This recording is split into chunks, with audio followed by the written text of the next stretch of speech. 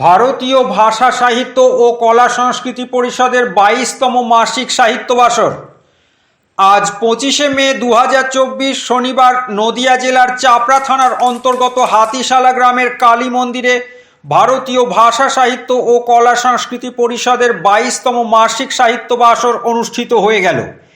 নির্ধারিত সূচি অনুযায়ী দুপুর ঠিক 2:30টার সময় মাননীয় অতিথিদের দ্বারা মোমবাতি প্রজ্বলনের মাধ্যমে অনুষ্ঠানটির শুভ সূচনা হয়।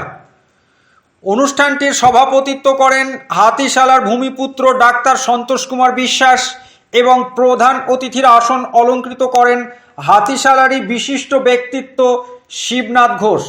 বিশেষ অতিথি হিসেবে উপস্থিত ছিলেন শ্রী সুনীল কুমার সরকার ও দুর্গাপুরের বিশিষ্ট কবি ও আবৃত্তিকার শ্রী অসীম পাল। এছাড়াও উপস্থিত ছিলেন তেহট্টের বিশিষ্ট কবি ভক্তরাম বিশ্বাস, ইঞ্জিল আলী, স্বপন চক্রবর্তী, উত্তম বিশ্বাস, কুষ্টিয়ার বিশিষ্ট কবি ও ক্ষেত্র গবেষক নিমাই চাঁদ বিশ্বাস, বড় আন্দুলিয়ার প্রবীণ কবি আজিজুল হক, কবি ও লেখক হজরত আলী, পুঁটিমারির প্রবীণ কবি মটর বিশ্বাস, পাথরঘাটার তরুণ কবি রানা পাল এবং আব্দুল মান্নান শাহ, তরণীপুর থেকে শাহিদ শেখ, রাকেশ মীর, সোনপুকুর থেকে খাদেজা খাতুন, তালুখোদা থেকে সেরিনা খান, হাতিশালার অশোক রায় ও পতিত পাবন হালদার প্রমুখ। এই অনুষ্ঠানে মাননীয় অতিথিবৃন্দ রবীন্দ্রনাথ ঠাকুর, নজরুল ইসলাম এবং 19শে মে শিলচরের ভাষা আন্দোলনের শহীদদের স্মরণ করেন। বিভিন্ন এলাকা থেকে আগত কবিরা উক্ত 3 বিষয়ের উপরে স্বরচিত কবিতা আবৃত্তি করেন।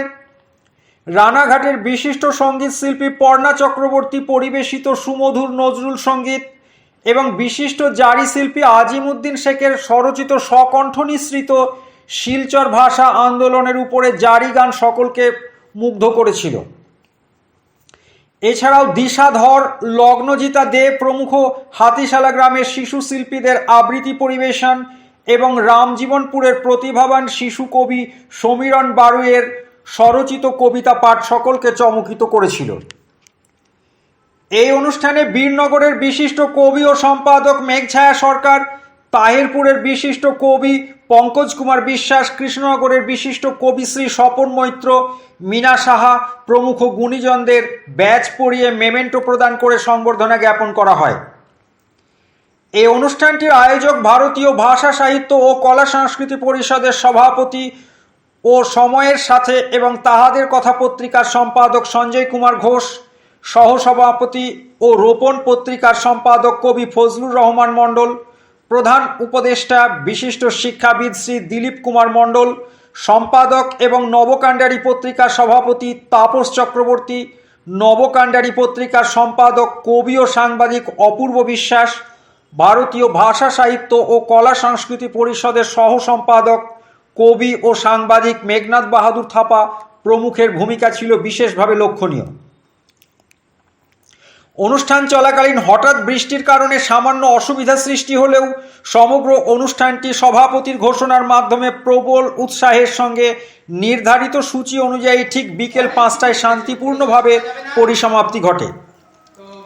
হাতিশালা থেকে ক্যামেরায় মহিতোষ মজুমদারের সঙ্গে মিঠুন হালদারের রিপোর্ট, নবকাণ্ডারী নিউজ।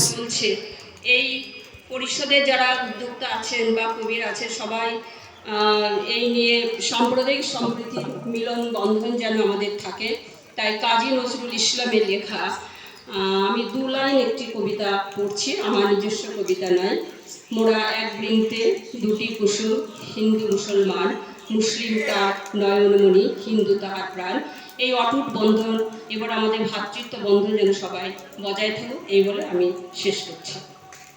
আমি যদি দুষ্টুমি করে চাপা গাছে চাপা হয়ে ফুটি, ভোরের বেলা মাগো ডালের পরে কচি পাতায় লুটোপুটি, তবে তুমি আমার কাছে হারো, তখন কি মা চিনতে আমায় পারো? তুমি ডাকো খোকা কোথায় রে, আমি শুধু হাসি চুপটি করে। যখন তুমি থাকবে যে কাজ নিয়ে, সবই আমি দেখবো নয়ন মেলে। স্নানটি করে চাপার তলা দিয়ে আসবে তুমি পিঠেতে চুল ফেলে। সুমনের 19শে মে ভাষা শহীদ দিবসের কথা জানা। আমার নাম সুমন। আমি আমার বাবা ও মা দাদুর সঙ্গে আসাম রাজ্যের শিলচরে বসবাস করি। আমার বাবা খাদ্য দপ্তরের একজন আধিকারিক এবং আমার দাদু অবসরপ্রাপ্ত সেনাকর্মী। প্রত্যেক দিন নিয়ম করে দাদু আমাকে সরকারি বিদ্যালয়ে নিয়ে যায় ও ছুটি হলে বাড়িতে নিয়ে আসে। ছুটির দিন সকালে বিকেলে এলাকার বিভিন্ন স্থানে আমাকে বেড়াতে নিয়ে যায়। একদিন বিকেলে গোপাল দত্ত আইএস ছোটেলাল শেঠ ইনস্টিটিউটের পার্কে বেড়াতে গিয়ে নানা রকম ফুলবাগান ও সুন্দর খেলার জায়গা পার্কে সাজানো। পার্কের ভিতরে একটি মস্ত বড় ব্রোঞ্জের স্তম্ভ আছে, উপরে একটি মমির মূর্তি। আমি নিচের দিকে আরও 10টি পুরুষ মূর্তির সমন্বয়ে গঠিত। আমি আমার দাদুর কাছে ওই মূর্তির কথা জানতে চাইলাম। দাদু আমাকে ওই স্তম্ভের কথা বলল যে 1911 সালে কমলা ভট্টাচার্য স্মৃতি রক্ষা কমিটি।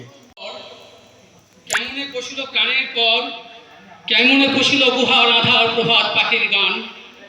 না জানি কেন রে এতদিন পরে জাগিয়া উঠিল প্রাণ, জাগিয়া উঠেছে প্রাণ। ওরে উথলি উঠেছে বাড়ি, ওরে প্রাণের বাসনা প্রাণের আবেগ রুধিয়া রাখিতে নারী। থর থর করে কাঁপিছে ভূধর, শিলা রাশি রাশি পড়িছে খসে, ফুলিয়া ফুলিয়া ফেঁদল সলিল, গর্জি উঠেছে দারুণ রসে। তো যাই হোক, কবিতার নাম মুক্তির দূত নজরুল। তোমার জন্মদিনে আজি প্রভাতে করি গো প্রণাম, তুমিও যে বিশ্ববরেণ্য কবি ওগো নজরুল ইসলাম। আজও মনে পড়ে তোমার হিন্দু মুসলমান কবিতার গান।